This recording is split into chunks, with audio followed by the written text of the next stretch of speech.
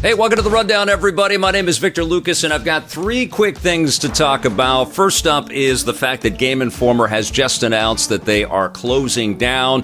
I just read the tweets. I'm still trying to figure this out in my head. I'm still kind of working out how I feel about this emotionally, other than the fact that I'm very sad and disappointed and a little bit angry because this has been such an important journal for the video game industry all the way along. They've done incredible things with this magazine and the coverage, getting out to meet developers, doing things like covering all these events that happen in the video game industry and taking these pictures of all the people behind the scenes, the GI spy they would call it. They just were entrenched throughout the community, even though they were based in Minnesota and they were owned by GameStop and they had to kind of travel to all of these different venues. And most of the journalists that cover the video game industry are either based in Los Angeles or San Francisco. It's getting a little bit different now. There's people kind of spread out all over the place. But I would see a lot of people kind of gathered in these different areas, and then Game Informer would always jump in, and EP would come in from Vancouver. And so I've aligned myself with different people that have worked at GI for a very long time. And in fact, Game Informer was the first publication to ever recognize the Electric Playground. They did a story on us back in 1996, I think, about our show and the proposal and what we wanted to do. And I was always so grateful to them to shine a little light on us and to give us encouragement, because they were a big brand already at that time. They had a 33-year run. And frankly, I think it's terrible for the video game industry that stuff like this is happening. Obviously, all of the layoffs that are happening and the transitional stuff that's happening in games is brutal. And I think what's going to happen from that is there's going to be a lot of new development studios and new ways of thinking around making games, and a whole bunch of new ideas are going to spring out of that. I don't think the love for games is gone. I just think it's changing. But with regards to coverage of games, it makes me very distressed that we are leaning into YouTube and Twitch as being the places where we get all of our information, because we all know that these algorithms are set to kill us. They're all set to make things as negative as freaking possible. And it's excruciating, and it really is a remove from actual communication with the people that are making these things. And Game Informer, just like the Electric Playground, has been all about that. It's been all about getting out to meet these people and let them have a conversation, giving them a platform. And I am so resoundingly sad that GameStop can't find a way to make it go. I've tweeted this out, but I hope that somebody steps up that has some deep pockets. Maybe it's Amazon, and says, look, we need this magazine. We need to have this kind of voice, this print publication. We need to be able to give that to people. And yes, I know it's antiquated, but there's something to be said about a team of people working together to create great coverage and bouncing ideas off of each other and trying to find a great voice, and also offering up that opportunity to these publishers and these game developers all over the world to have this platform. And I just don't see that happening very often in the YouTube space. It's happening sporadically, and there's good work out there. I'm not trying to demean anybody, but it's just not the same. I know this. I've had both sides of this. It's a different thing when you've got a team to be able to build your cool stuff with, and that's what Game Informer has been doing for 33 years. So my heart goes out to everybody affected there, and hopefully everybody lands jobs. But more than that, I hope Game Informer finds some new life. All right, let's switch things over to a much happier topic. I got to spend 4 hours playing Star Wars Outlaws last week, and I had a terrific time. And I know there's negative hubbub about this game, and I really can't understand why. It is a gorgeous game. It really does make you feel like you're walking through the sets of Star Wars. It's very cool. It's very populated. It feels like you can just walk up to all kinds of different creatures and characters, and you get sent on subquests for sure. It's an interesting blend of like that open world kind of schematic, although it's very different from an Assassin's Creed or a Far Cry type of experience.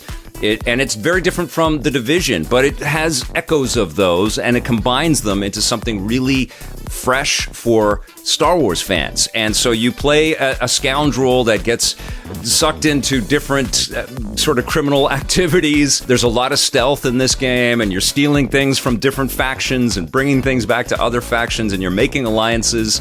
And it's just a really intriguing storyline set between Empire and Return of the Jedi, and I've been digging all of it. I've been digging the interaction between Kay Vess and Nix and the other characters that she's been meeting along the way, and seeing these interesting sort of background elements come to the foreground and be a part of the storytelling. I haven't seen all of the cameos and the secrets and the surprises, but it's been fun to whip around on the speeder bikes. It's been fun to get into some stealth stuff. It's been fun to fly my spaceship. It's been fun to get into blaster battles. Lots of cool exploration to do. I am so freaking psyched for this game. It was the game I was most looking forward to when the year started, and that continues. I can't wait to play this thing. I haven't played it enough to review it. I don't know if it starts to get super repetitive, but the one thing that I will tell you about my 4 hours is that it wasn't enough time. I didn't want it to end, and that 4 hours went by like this. And so that's a good sign to me. I can't wait for Star Wars Outlaws. I do want to hear all your comments about it, even if they're negative. Let me know in the comments below. And finally, I want to end with my review of Batman Caped Crusader. This is brought to us by J.J. Abrams, Matt Reeves, who wrote and directed the Batman movie, which is incredible, and also Bruce Timm, who has been a legend in the Warner Brothers and DC animation sphere and helped to bring Batman the Animated Series to television sets back in the 90s. And man, this guy understands the character, understands the mythos, as does Matt Reeves, and I suspect J.J. Abrams is a big geek and a nerd and wanted to do this as well. What's shocking to me is that a show of this caliber and this quality with this character, with these people involved, couldn't find a path in David Zaslav's Warner Brothers, HBO, Max kind of empire to be a Warner Brothers distributed property. This was given to Amazon, somehow, and there were problems with this. It looked like this might not happen, but Amazon stepped forward and said, yeah, we'll take it on our Prime Video service. So that's where you can watch it, and all 10 episodes of the first season have already dropped. I watched all 10 episodes in one freaking day. I couldn't stop watching them. I had to take a break because I had to go and host something, but I came back and I just had to finish the whole damn season. It was amazing. Definitely different kinds of directions, different iterations of characters that you know from the lore. That's kind of like an introduction after an introduction. It's basically threading the quilt, of the Batman mythology and sort of giving us new insight into these different characters. It is darker. It's definitely a lot more film noir.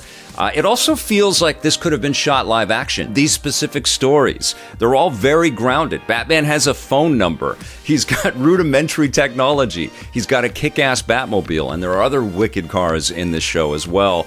And then there are some supernatural sprinklings throughout, which I appreciated as well. All of the performances are fantastic in this, and it's centered around Hamish Linklater, who plays Bruce Wayne in Batman. I actually prefer his Bruce Wayne to his Batman. His Batman is good. It's not Kevin Conroy good, but I really like his Bruce Wayne. There's a great differentiation there, and I think that's really cool. His Batman is cool, but he sounds like he needs a lozenge. Not in the Christian Bale way, but it sounds kind of hoarse. I kept thinking of Elias Toufexis whenever he was speaking as Batman. But Jason Watkins is amazing as Alfred. Eric Morgan Stewart is great as James Gordon, and I really like Crystal Joy Brown as Barbara Gordon. So great kind of anchor characters, great performers, and another standout is Diedrich Baker as Harvey Dent, and that whole through line is amazing in this show. It's a lot more psychological, and you can really see the damage that has happened with Batman and the friction in the relationship that he has with Alfred, and I was really enthralled. It's also stunning. It's gorgeous in terms of its animation quality. I love the long ears on the Batsuit and the Batman costume, and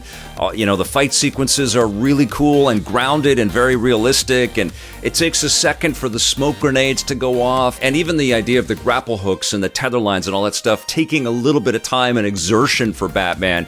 Very cool stuff, and all the little surprise reveals of these characters and the twists on them really keep you engaged. And I love that it's not just an extension of Batman the Animated Series. This is a new take on it. It's kind of going back. It's like a year 3 of Batman or a year 2 of Batman, with lots of things pulled from all of the mythology. The only thing I would say is that as cool as it is to twist and turn and bring us these different types of characters, I almost would like a Batman re-envisioned with brand new characters, brand new background actors. Like, I don't know how you would do it, because I think that's one of the things that we expect out of all of our superhero stories is a little nod to the familiar, whether it's a cameo of a past character, whatever it is, whether it's a Marvel thing or a DC thing. We're always looking for some kind of throwback to what is known and a little like, they're in there. And I love for Bruce Timm and company to just sort of shake it all off for a bit and just give us something totally different that we haven't seen, and maybe create new characters and make them part of the lore from here on out, and they transfer over to other things like comics and movies and what have you. But this series is very special. I can't wait for season 2. Hopefully it's a hit and we're going to be getting this for a long, long time. But I think it's just crazy that there was any kind of hiccup of this coming to us at all. But thank goodness the folks at Prime Video saw the light and brought it to us, because this is not to be missed. I'm going to give Batman Caped Crusader a 9.5 out of 10. All right, you guys, that's my quick rundown for today. I hope you're all doing great. Let me know your thoughts on the stories that I hit, and thank you so much for your support. Thanks for following the channel here, and also our Twitch channel, twitch.tv/EPN.